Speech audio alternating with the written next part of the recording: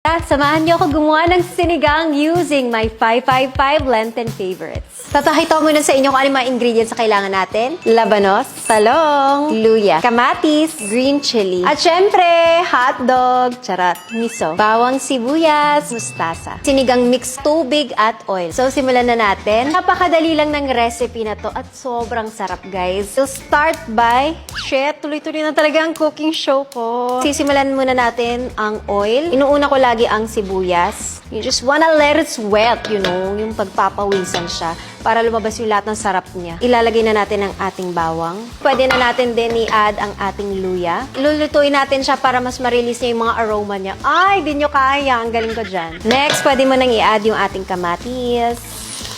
Labanos, kasi medyo matagal itong maluto, kaya pwede ko na siya isama. Lalagyan ko ng konting tubig para hindi lang siya masunog.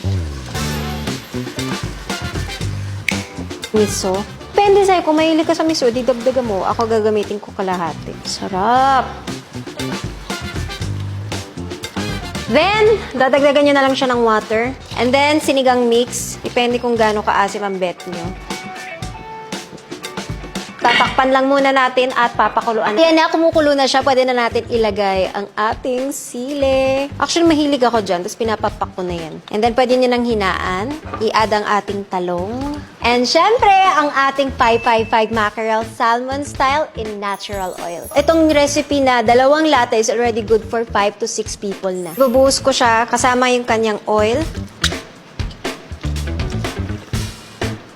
Wala, so sobrang laki. Tignan niyo kung gano'ng kalaki. Bosh. Grabe. Wow. Pinapakita ko lang kung gano'ng kalaki. At syempre, gano'ng kasiksik talaga ang 555. And napakamasustansya na nito. Kasi may mga gulay, may isda ka na, at may sabaw ka pa. Lalagay lang ako ng konting patis. Tapos, isisimmer natin siya ng 3 minutes. Susubukan muna natin kung ano yung lasa niya. Dagdag lang ako ng konti patis para may alat. Iba yung kutsara ko ng pantikim, kailangan wag nyo ipaghalo. Baka day, buong pamilya ko maging maamo sa akin. Ganun daw yun paglaway mo. And then, you can add the mustasa. Konti pang asin. Cover for 1 minute. Tanan! So yan, luto na siya. Serve and enjoy. Click the link to check out and enjoy the special limited edition bundle. Kain na tayo. Yung ating kapatid yan. Akala mo yung diet ata? Tingnan nyo naman gano'ng kalaki, oh. Oo. Like, para humaba buhay mo. Ah. Di ba? Ay, grabe, hindi ako inantay. Ang sama naman ugali. Ako Ano na alam to? mo to. Ano to? Gusto ko kumain pero tagal lang kasabay Ito ko. na, ito na.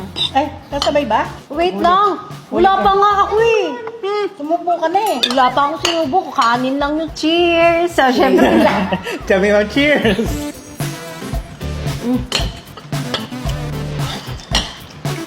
sarap. Alam mo kasi gutom na gutom yung si Ashley. Kuha ka ng kanin, ito na mangya.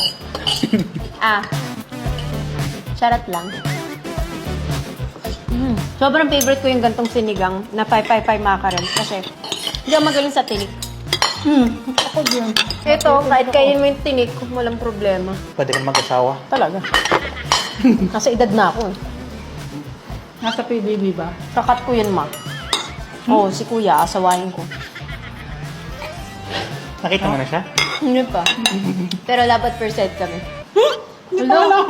Busin natin para walang sayang. Ba't yung sili niya? Siya hindi kinain. Kaya binigay mo sa akin. Tama ka, nakimo na yan. Kaya ate. Tama na yan. Diyos ko naman. Ang kapal naman ng mukha. Sumilip lang ako, grabe ka. Uy, ang galing mo. Sobrang sarap.